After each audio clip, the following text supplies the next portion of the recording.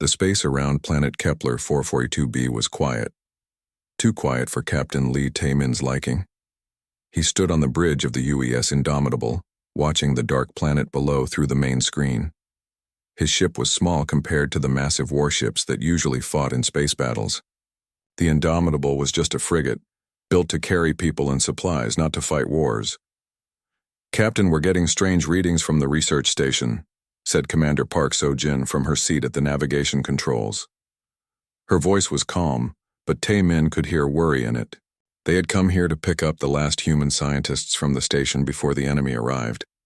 The enemy was the reptilian hegemony, a group of lizard-like aliens who wanted to control all the planets in this part of space. They had been pushing human colonies back for months. Every battle ended the same way. The humans ran, or they died. "What kind of readings?" Tae-min asked, walking closer to her station. "The station's power is still on, but I'm not getting any life signs. And there are some big metal objects on the dark side of the planet that shouldn't be there." Lieutenant Kim Dong-woo looked up from his weapons station. "Captain, those metal objects, they're ships, big ones. I count at least 50 enemy vessels hiding behind the planet." Tae-min felt his stomach drop. This wasn't a rescue mission anymore. This was a trap. "Red alert," he said quietly. "All hands to battle stations." The bridge lights dimmed to red as alarms sounded throughout the ship. Tae-min's crew of 847 people quickly moved to their positions. They were good people. Families, scientists, engineers, and a few soldiers. None of them had signed up to fight in a major space battle. The main screen lit up as enemy ships began moving around the planet. First came the fighters, small, fast ships that moved like angry insects. Then came the cruisers, each one 3 times bigger than the Indomitable. Finally, the dreadnoughts appeared. These massive ships were like floating cities covered in weapons and armor. 12 dreadnoughts, 40 cruisers, and about 200 fighters, Kim Dong-woo reported, his voice shaking slightly. "We're completely surrounded." A new voice filled the bridge. It was deep and rough, speaking in broken human language. "Human ship, this is Admiral Vextar of the Hegemony Fleet. You will surrender now. Lower your shields and prepare to be boarded. You have 2 minutes." Tae-min looked around his bridge. Park So-jin was checking escape routes on her computer, but they both knew there weren't any. Kim Dong-woo was running tests on their weapons, 6 small missile launchers and 2 energy cannons. Against this fleet, they might as well throw rocks. Dr. Yoon Mina's voice came through the communication system from the medical bay. "Captain, I'm ready for wounded. How bad is this going to be?" Before Tae-min could answer, another voice joined the conversation. It was Observer Quindal from the Crystalline Collective, a group of neutral aliens who watched and recorded battles for history. "This is Observer Quindal to all vessels. I am broadcasting this encounter to 17 star systems as permitted by galactic law. The human vessel appears to be significantly outmatched." Tae-min almost laughed. Significantly outmatched was like saying the ocean was slightly wet.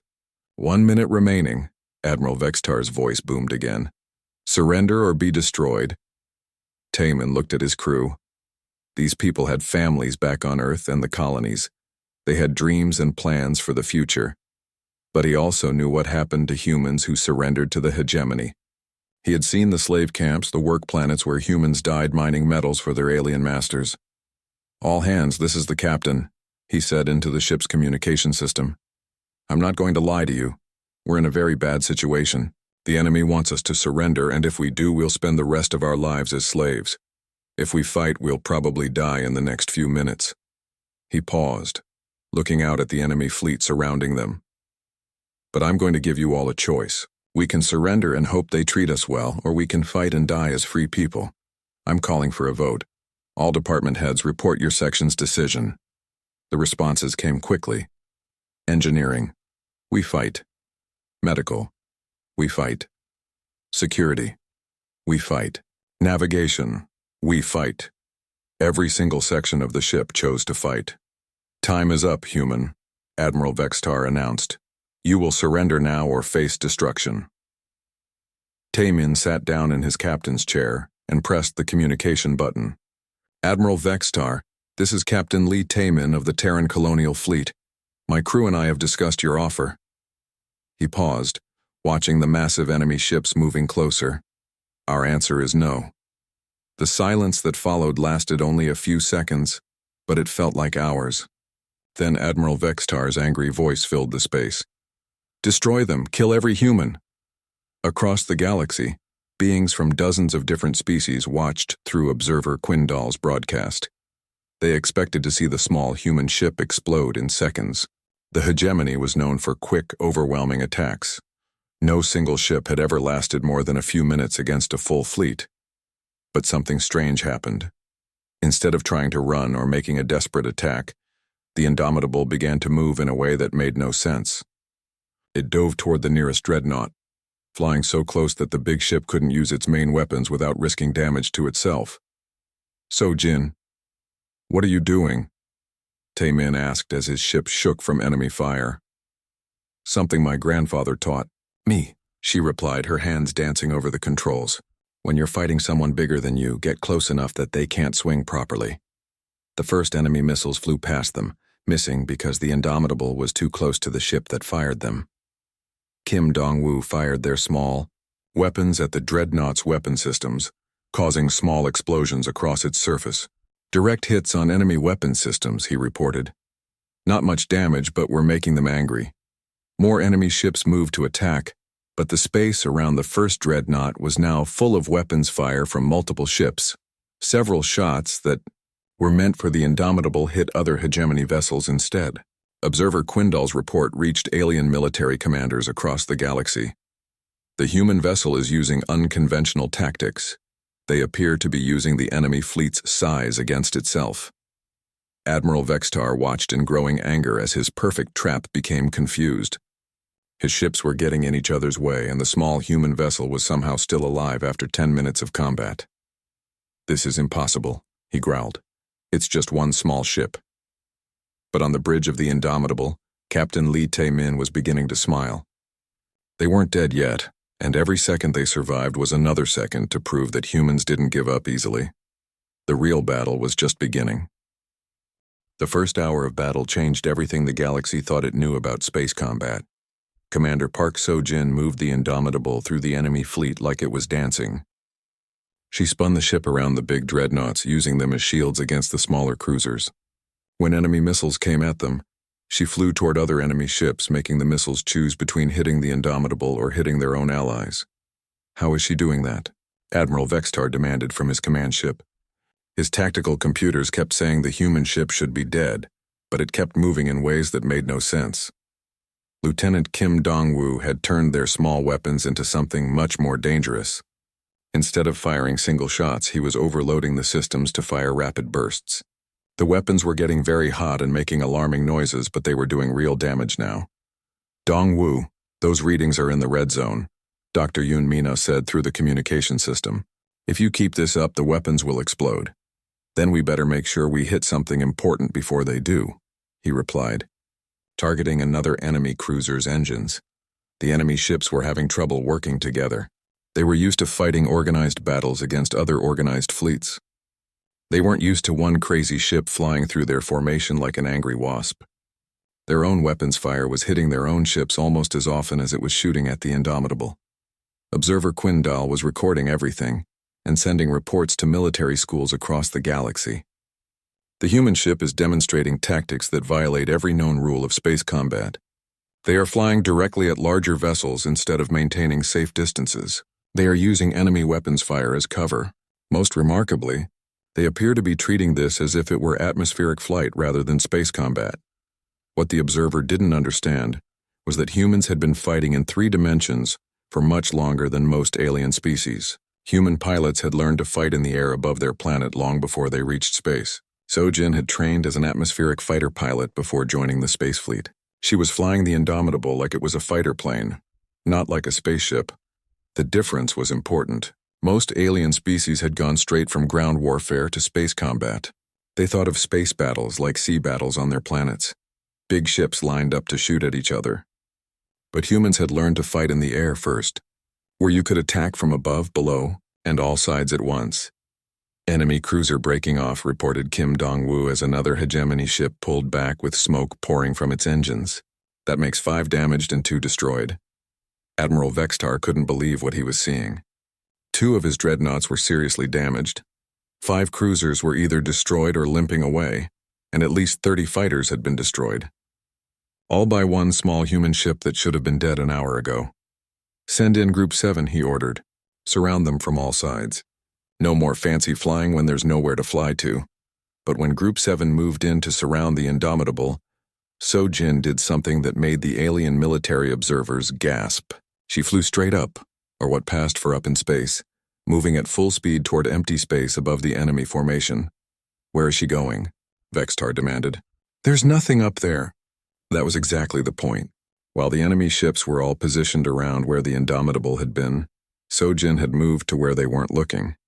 From above the enemy formation, Kim Dong-woo had clear shots at the top of enemy ships, where their armor was usually thinner. "Firing missiles," he announced, launching their remaining long-range weapons at 3 different dreadnoughts. The missiles hit the top sections of the enemy ships, causing explosions deep inside their hulls. 2 of the dreadnoughts immediately began spinning out of control as their main engines failed. "This is impossible," Admiral Vextar shouted. "How are they still alive?" The answer was something the hegemony had never faced before.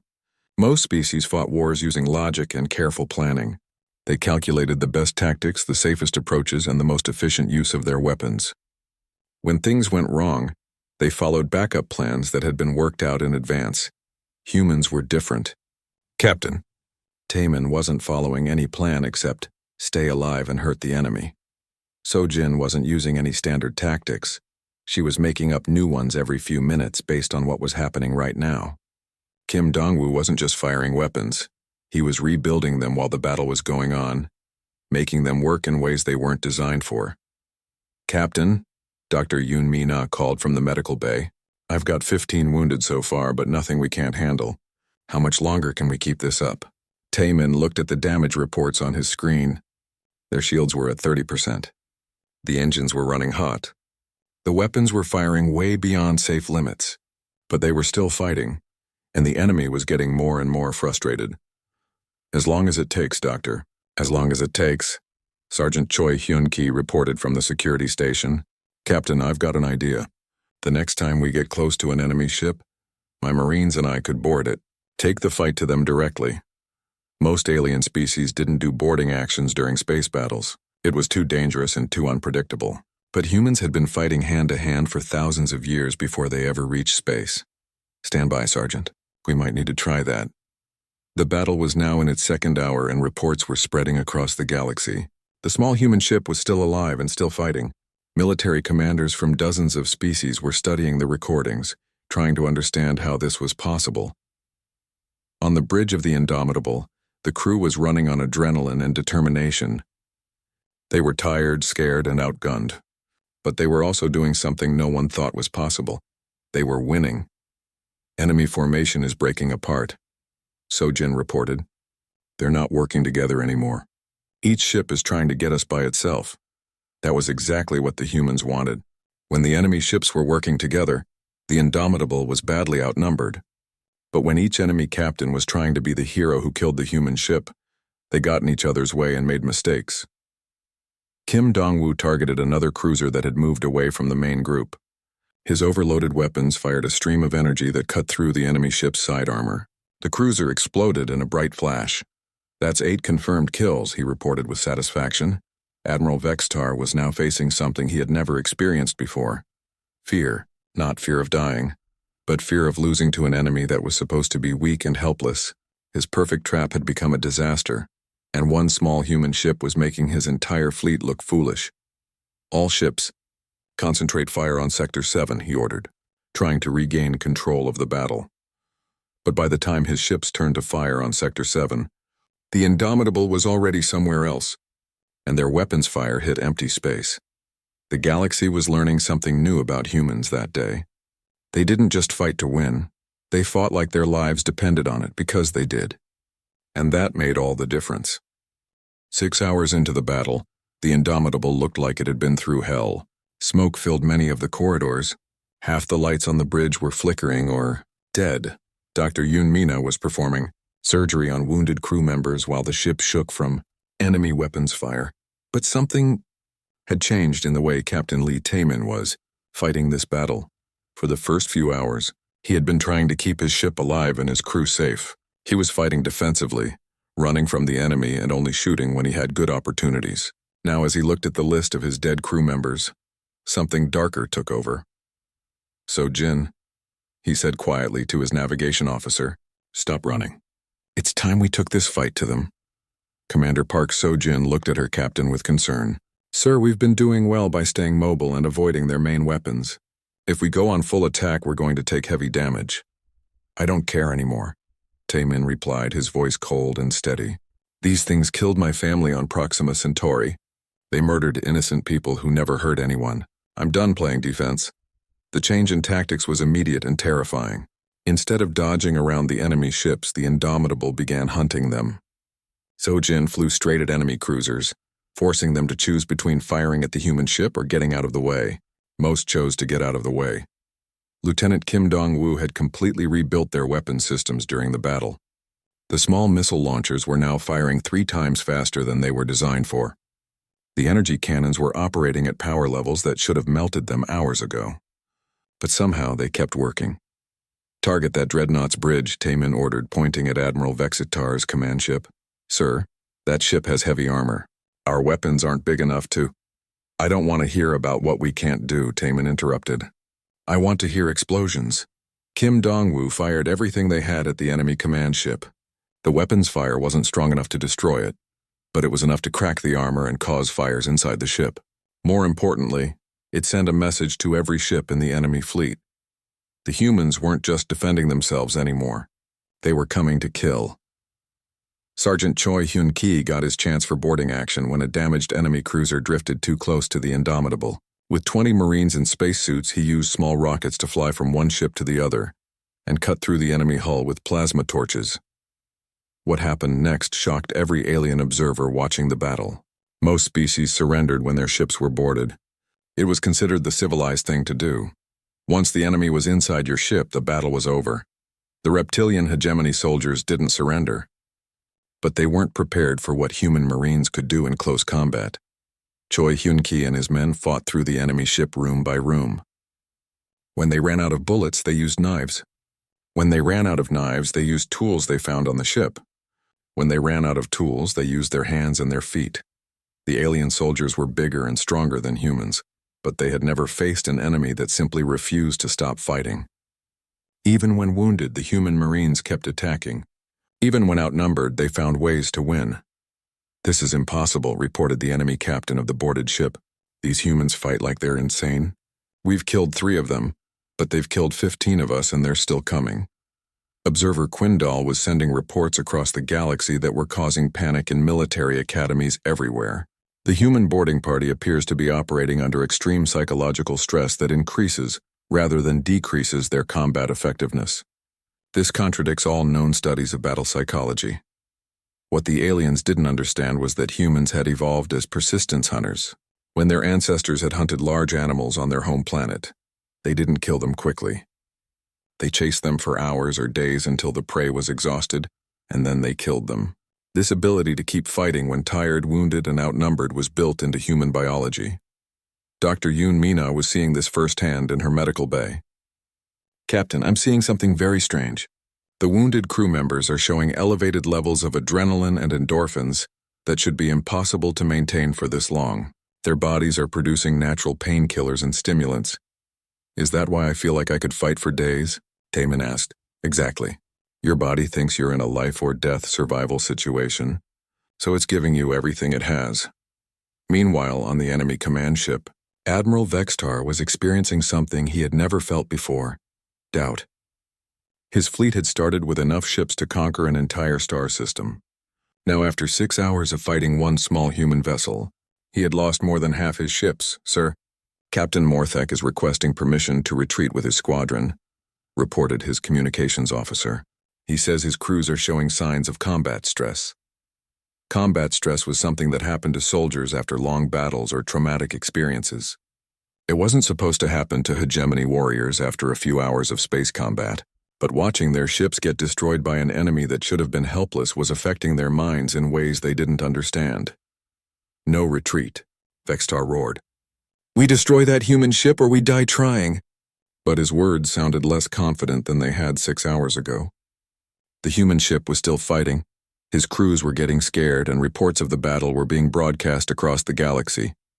If he lost this battle, the hegemony's reputation for invincibility would be destroyed. On the Indomitable, Taemin was looking at the tactical display with new eyes. They had started this battle with one ship against a massive fleet. Now the numbers were much closer. The enemy still had more ships, but many of them were damaged or afraid to get close to the human vessel. "So Jin, take us to that group of cruisers on the left." They looked nervous. She was right. The enemy captains were nervous. They had seen what happened to their fellow ships, and none of them wanted to be the next target of the apparently crazy humans. As the Indomitable flew toward them, 2 of the cruisers actually turned and ran. They abandoned their positions in the fleet and jumped to hyperspace, leaving their allies behind. "Did you see that?" Kim Dong-woo asked in amazement. "They're running away from us!" For the first time in hours, Taemin smiled. "Yes, they are, and that means we're winning." Across the galaxy, military commanders were studying the battle recordings and reaching the same conclusion. The humans weren't just surviving against impossible odds. They were changing the fundamental rules of space warfare. Ships didn't run from single vessels. Crews didn't panic during routine battles. Boarding actions weren't supposed to be one-sided massacres, but humans didn't fight like any other species. They fought with an emotional intensity that their enemies couldn't understand or counter. And that was making all the difference in this battle.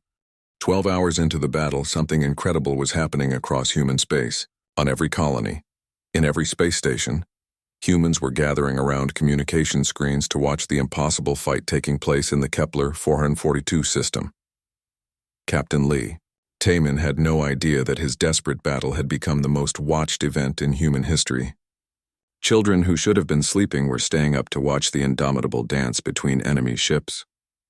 Old veterans who had given up hope for humanity were crying as they watched one small ship refuse to surrender.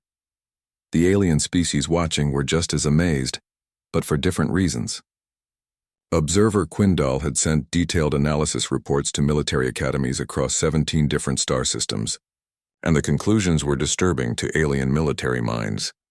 The human vessel continues to operate using what we can only describe as adaptive tactical psychosis, his latest report stated. They make decisions based on incomplete information, emotional responses, and intuition rather than logical analysis. This should result in disaster, but instead produces unexpected success. On the bridge of the Indomitable, Commander Park So-jin was proving that human intuition could be better than alien computers. She was no longer looking at tactical displays or sensor readings. Instead, she was watching the enemy ships move and guessing what they would do next based on what she would do in their position. "That dreadnought is going to try to ram us," she announced, even though the enemy ship was still far away and moving slowly. "How can you tell?" asked Lieutenant Kim Dong-woo. "Look at how it's positioning. It's not trying to get a good firing angle. It's lining up for a charge." She was right. 30 seconds later, the dreadnought began accelerating toward them at full speed, trying to use its massive size to crush the smaller human ship. But So-jin was already moving, using the ship's gravity drive to perform a maneuver that should have been impossible. She flew the Indomitable in a tight loop around the charging dreadnought, ending up behind it where its engines were located. Kim Dong-woo didn't need orders. He fired everything they had at the enemy engines. The dreadnought's power systems overloaded and exploded, sending the massive ship tumbling out of control. "That's our 4th dreadnought kill," he reported with satisfaction. Admiral Vextar watched his ships getting destroyed by tactics that made no sense to him. The humans weren't following any battle plan. They seemed to make up new strategies every few minutes. Just when he thought he understood what they would do next, they did something completely different. "Sir, we're receiving surrender requests from 3 more cruiser captains," his communications officer reported. "They say their crews refused to continue fighting the human ship." This was unprecedented. Hegemony warriors didn't surrender during space battles, especially not when they still outnumbered the enemy. But watching ship after ship get destroyed by one small vessel was breaking their confidence. "Denied," Vextar shouted. "Any captain who surrenders will be executed for cowardice." But his threats weren't working anymore. Fear was spreading through his fleet faster than his orders could stop it. The humans had become something worse than a military enemy. They had become a nightmare that his soldiers couldn't understand or defeat. Dr. Yoon, Mina, was making discoveries in her medical bay that would change alien understanding of human biology. Captain, I need to report something important. The stress hormones in our crew are doing something I've never seen before. Instead of making people tired and confused, they're making them faster and more focused. What does that mean? It means humans might have evolved for exactly this kind of situation. Long, dangerous fights where you have to keep going no matter what. Our bodies are designed to get better at fighting the longer the fight goes on.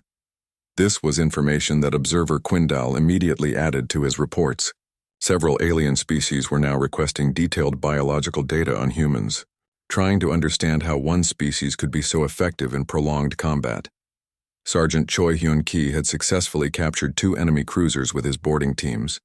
What he found inside them was almost as interesting as the battles themselves. The enemy soldiers weren't just defeated, they were terrified. Captain, you should hear what these lizard things are saying about us, he reported from the captured ship. They think we're some kind of demon species that doesn't feel pain or fear. The psychological impact was spreading through the enemy fleet. Soldiers who had never lost a battle were now afraid to fight humans in close combat. Ships that should have been pressing their attack were keeping their distance. But the most important change was happening in alien government offices across the galaxy. 3 species that had been planning to join the hegemony suddenly canceled their applications. If one human ship could destroy half a hegemony fleet, what could a full human battle group do? The Galactic Council, which had mostly ignored humanity until now, was holding an emergency session. Ambassador Kelvron was reading combat reports and trying to understand what this battle meant for galactic politics. If these reports are accurate, he announced to the Council, we may need to completely reassess our evaluation of human military capability. They appear to possess psychological and biological advantages that we did not recognize. Back in the battle, Kim Dong-woo was performing engineering miracles that were being recorded for alien technical schools. He had rebuilt their weapon systems 3 times during the battle, each time making them more powerful than before. He was using spare parts from damaged systems to create new weapons that shouldn't have been possible with their technology. How are you keeping those energy cannons from melting? Asked Dr. Yoon Mina during one of her visits to check on wounded crew in the weapons section. I'm cycling coolant from the life support systems and using ice from the food storage, he replied while welding a new power coupling. Also, I'm praying to whatever gods protect crazy engineers. The battle had now lasted longer than most entire wars between alien species. What started as a quick trap had become an endurance contest between human determination and hegemony pride. And pride was losing. Sir, we're down to 37 functional ships, reported Vextar's tactical officer. Morale is at critical levels. Several squadrons are requesting permission to withdraw for repairs. Admiral Vextar looked at his tactical display and felt something he had never experienced before. The fear of total defeat. The human ship was still fighting, still destroying his vessels and still refusing to die. But he also knew that reports of this battle were being broadcast across hegemony space. If he retreated now, it would be the first time in hegemony history that their fleet had been defeated by a single enemy ship. His reputation, his career, and his life would be over. Continue the attack, he ordered. We destroy that ship or we die trying. On the Indomitable, Captain Taman was feeling the weight of what they were accomplishing. This was no longer just about survival. They were making history. Every second they continued fighting was another second that proved humans couldn't be easily defeated. Status report, he called out. Shields at 15%, reported Sojin. Engines running hot but stable. Life support holding steady. Weapon systems rebuilt and operational, added Kim Dong-woo, though I'm running out of spare parts to fix them with. Medical bay is full, but we're keeping everyone alive, said Dr. Yoon Mina. Taman nodded. They were tired, wounded, and running on determination alone, but they were still here, still fighting and still winning, and across the galaxy everyone was watching. 24 hours had passed since the battle began. The Indomitable was held together by emergency welds, spare parts, and the stubborn refusal of its crew to give up. Half the ship's systems were running on backup power. The air recyclers were making strange noises. The gravity generators kept cutting out for a few seconds at a time, But Captain Lee, Taemin's ship was still fighting. Dr. Yoon Mina had made a discovery that would change how the galaxy understood human biology. As she treated wounded crew members, she noticed that their bodies were doing things that should have been impossible. "Captain, you need to see this." She called over the communication system. "I'm sending you my medical readings." Taemin looked at the data on his screen and frowned. "Doctor, these numbers don't make sense. How can people fight for 24 hours straight without collapsing?" "That's what I'm trying to figure out. Human bodies under extreme stress are producing chemicals that act like natural combat drugs. We're faster, stronger, and able to ignore pain much better than we should be. It's like evolution designed us for exactly this kind of situation." What Dr. Mina didn't say was that she was seeing the same changes in herself. Despite operating on wounded people for a full day with only a few minutes of rest, she felt more alert and focused than ever before. Her hands weren't shaking, her mind was clear, and she could work for hours without getting tired. Commander Park So-jin was experiencing the same thing at her navigation station. After flying complex combat maneuvers for 24 hours, she should have been exhausted and making mistakes. Instead, she felt like she could see the entire battlefield in her mind. She knew where every enemy ship was and what it would do next. Lieutenant Kim Dong-woo had rebuilt their weapon systems so many times that they barely looked like the original design. He had turned their small defensive weapons into something that could hurt dreadnoughts. But more importantly, he was still thinking clearly and working quickly despite not sleeping for over a day. "I don't understand how we're still doing this," he muttered, while installing another improvised weapon modification. "I should have collapsed hours ago." Sergeant Choi Hyun-ki and his Marines had captured 5 enemy ships through boarding actions. Each battle had been more intense than the last, but his men seemed to get stronger and more confident with each fight. They were moving through enemy ships like hunting animals, working together perfectly without needing to talk. Admiral Vextar was facing the darkest moment of his military career. His mighty fleet, which had started with enough ships to conquer several star systems, was down to 11 functional vessels. The crews of his remaining ships were reporting strange behavior, panic attacks, refusal to follow orders, and what human psychologists would recognize as shell shock. "Sir, Captain Morthek is on the communication system," his aide reported nervously. "He says his crew has barricaded themselves in their quarters and won't come out to fight the humans." This was beyond unprecedented. Hegemony soldiers were trained from birth to follow orders and fight without question. But 24 hours of watching the impossible happen had broken something in their minds. The problem wasn't just that they were losing the battle. The problem was that they couldn't understand how they were losing. Every tactical manual, every computer simulation, every piece of military wisdom said the human ship should have been destroyed in the first few minutes. But it kept fighting, kept winning, and kept proving that everything they knew about warfare was wrong. "Sir, we're receiving a transmission from the Galactic Council," the communications officer announced. Admiral Vextar's stomach dropped. If the Council was getting involved, it meant this battle had become a political event that could affect the entire galaxy. Ambassador Kelvran's voice filled the bridge of the Hegemony command ship. "Admiral Vextar, by order of the Galactic Council, you are commanded to accept any surrender offers and allow neutral observers to document this battle for historical record." "I am not surrendering to one human ship," Vextar roared back. "The order does not require you to surrender, Admiral. It requires you to accept surrender if it is offered to you." The meaning was clear. The Galactic Council was giving Vextar a way to end this battle without completely destroying his reputation. But it also meant that they expected the humans to offer surrender, which seemed unlikely given their behavior so far. On the Indomitable, the crew was reaching their physical and mental limits, but something else was happening. They were entering what Dr. Mina would later describe as a state of combat transcendence, where a mental condition, where extreme stress and determination combined to create superhuman focus and ability. Captain Taemin felt it most clearly. Every decision seemed obvious. Every enemy move was predictable. He could see the flow of the battle like it was a game he had played 1,000 times before. "So-jin, take us directly at their command ship," he ordered calmly. "Sir, that's Admiral Vextar's flagship. It's the most heavily armed ship in their fleet." "I know. That's why we're going to capture it." The plan that Taemin outlined was so crazy that it should have been impossible. They would fly the Indomitable directly at the enemy command ship, using their last missiles to damage its engines. Then Sergeant Choi and his Marines would board it, while Kim Dong-woo kept the other enemy ships busy with covering fire. "Captain, this plan has about a 1% chance of working," Dr. Mina pointed out. "Doctor, 24 hours ago we had a 0% chance of surviving this battle. I think our odds are improving." As the Indomitable began its final attack run, something remarkable was happening across the galaxy.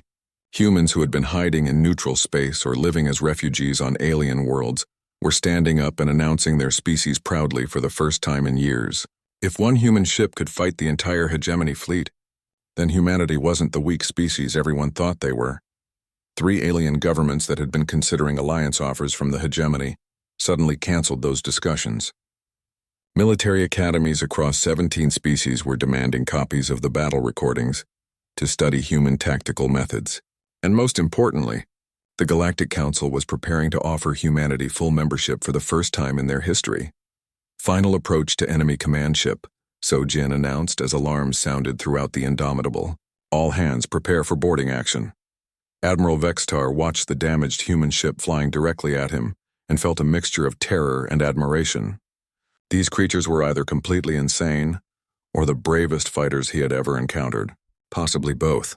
"All weapons fire on that ship," he ordered, but it was too late. The Indomitable was already too close, and Kim Dong-woo's return fire was too accurate. The human ship slammed into the side of the hegemony flagship, and Sergeant Choi's Marines poured through the breach. What happened next would be studied in military schools for generations. 20 human Marines fought through a ship with a crew of over 1,000 alien soldiers and won. Not because they had better weapons or more training, but because they simply refused to be stopped. When Admiral Vextar was finally cornered on his own bridge, he looked into Captain Taemin's eyes and saw something that made him understand why this battle had gone so badly for his forces. The humans weren't fighting a war. They were fighting for their survival as a species, and that made them the most dangerous enemy the galaxy had ever seen. "I surrender," Admiral Vextar said quietly. The battle was over, but the legend was just beginning.